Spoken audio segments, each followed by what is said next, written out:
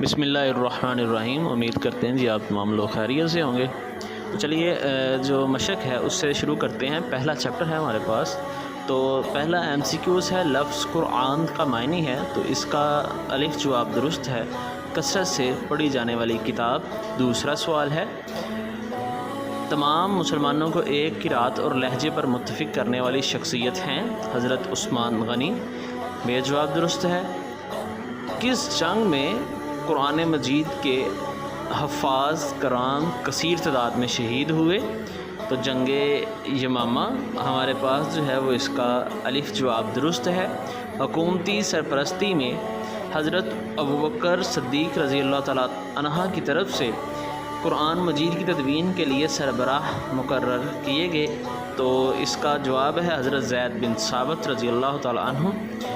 پانچواں M C کیو ہے جی، حضرت ابوبکر صدیق رضی اللہ تعالیٰ عنہ کے دور میں جمع کیے جانے والے قرآن مجید کا نسخہ کن کے پاس موجود تھا؟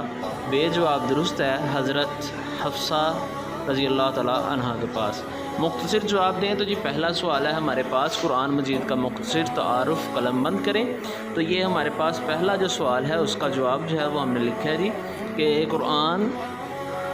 لفظ قرآن قرأتن سے بنا ہے، جس کا معنی ہے پڑھنے کے ہیں۔ قرآن مجید واحد کتاب ہے جو دنیا میں سب سے زیادہ پڑھی جاتی ہے، اس لیے اسے قرآن کہا جاتا ہے۔ قرآن مجید آخری آسمانی کتاب ہے جو اللہ تعالیٰ نے اپنے آخری نبی حضرت محمد رسول اللہ خاتم النبیین صلی اللہ علیہ وسلم پر نازل فرمائی۔ یہ اللہ تعالیٰ کا کلام ہے جو اللہ کے مقرب فرشتے حضرت جبرائیل علیہ السلام کے ذریعے سے نازل ہوا۔ قرآن مجید کو اللہ تعالیٰ نے تقریباً 23 سال کے عرصہ میں آہستہ آہستہ حالات و واقعات اور ضرورت کے مطابق نازل کیا۔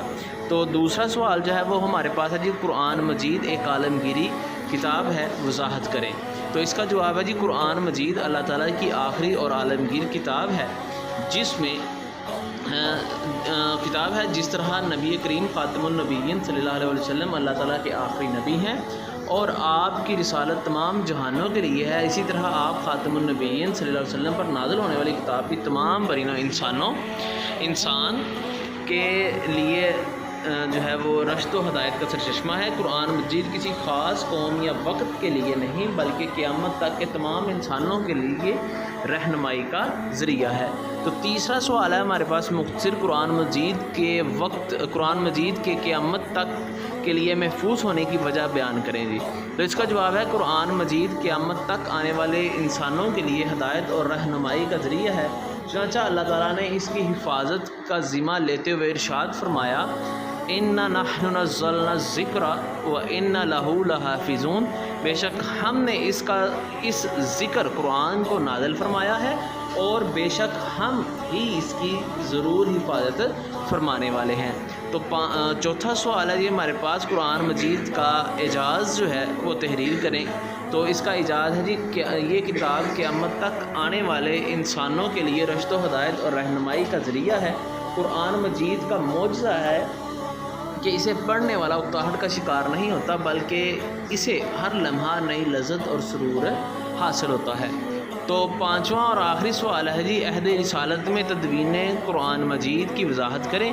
تو اس کا جواب ہے جی کہ نبی کریم خاتم النبیین صلی اللہ علیہ وسلم کی حیات طیبہ میں ہی اکثر صحابہ کرام رضی اللہ تعالیٰ عنہم کو قرآن مجید زبانی یاد تھا۔ نبی کریم خاتم النبیین صلی اللہ علیہ وسلم قرآن مجید کے نزول کے فوراً بعد قرآن آیات کو لکھوانے کا خصوصی اہتمام فرماتے تھے۔ نبی کریم خاتم النبیین صلی اللہ علیہ وسلم کی حیات مبارکہ میں ہی قرآن مجید لکھا جا چکا تھا۔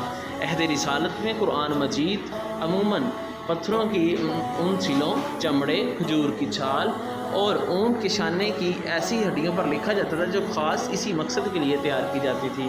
یوں قرآن مجید اہل نبوی خاتم النبیین صلی اللہ علیہ وسلم میں ہی مکمل حفظ ہونے کے ساتھ ساتھ مختلف جگہوں پر لکھا ہوا موجود تھا۔ تو یہ ہمارے پاس آگے جی مکمل شارٹ کویسچن جن کی ہم نے ریٹن فارم کے اندر جواب جو ہے وہ آپ کے ساتھ شیئر کیے ہیں۔ اب ہم دیکھتے ہیں اس کا تفصیلی سوال۔ تو اس کا پہلا تفصیلی سوال ہے کہ عہد صحابہ رضی اللہ تعالیٰ عنہ کے دور میں جمع تدوین قرآن مجید کا احوال بیان کریں۔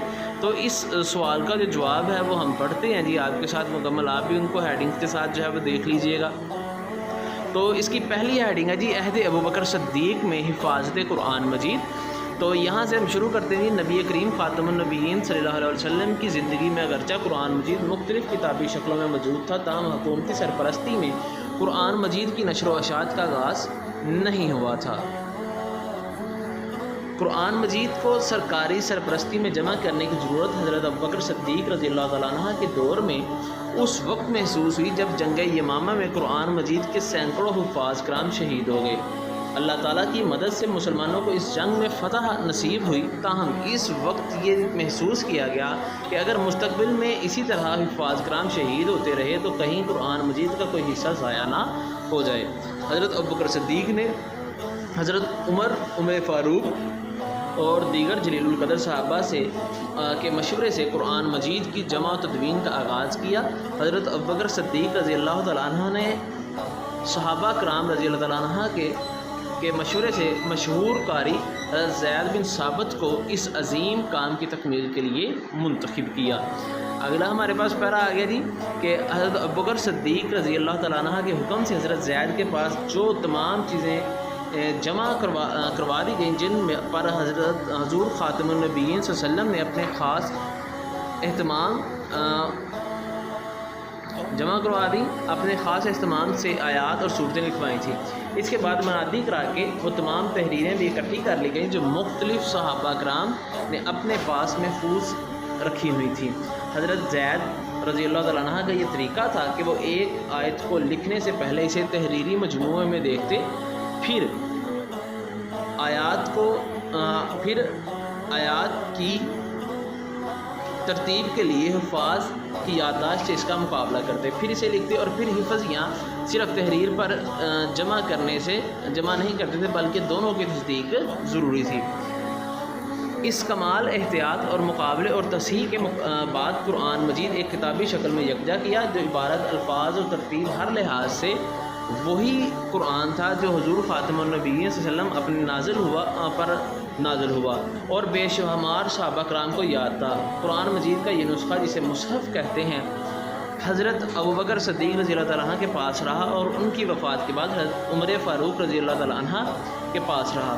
ان کی شہادت کے بعد حضرت حفصہ رضی اللہ تعالیٰ عنہ کے پاس آ گیا جو حضرت عمر فاروق کی صاحبزادی اور حضور خاتم النبی صلی اللہ علیہ وسلم کی زوجہ مطہرہ تھیں۔ حضرت عثمان کے پاس یہ نسخہ بھی موجود تھا، اس لیے انہوں نے اس کی ضرورت نہیں سمجھی۔ اس کے علاوہ دوسرے صحابہ کے پاس بھی اپنے اپنے نسخے موجود تھے۔ آگے جی اس کی حفاظت میں عہد عثمانی میں حفاظت، حضرت عثمان رضی اللہ تعالیٰ عنہ کے اس زمانے میں اسلامی سلطنت کا دائرہ وسیع ہوا تو اہل عرب اور اہل عجم کی قرأت پر اختلاف ہو گیا۔ غیر عرب مسلمانوں کو قرآن کی تلاوت اس وقت جو ہے وہ پیش آتی اور غلطیاں کرتے کہ غیر عرب مسلمانوں کو قرآن کی تلاوت میں دقت پیش آتی اور وہ غلطیاں کرتے۔ ان غلطیوں کی وجہ سے آپس میں اختلاف پیدا ہونے کا خطرہ محسوس ہوا تو حضرت عثمان نے مسلمانوں کے اس اختلاف سے بچنے کے لیے عہد صدیقی کے مصحف کو بنیاد بنا کر قریشی قرأت کے مطابق قرآن کو دوبارہ مرتب کروایا۔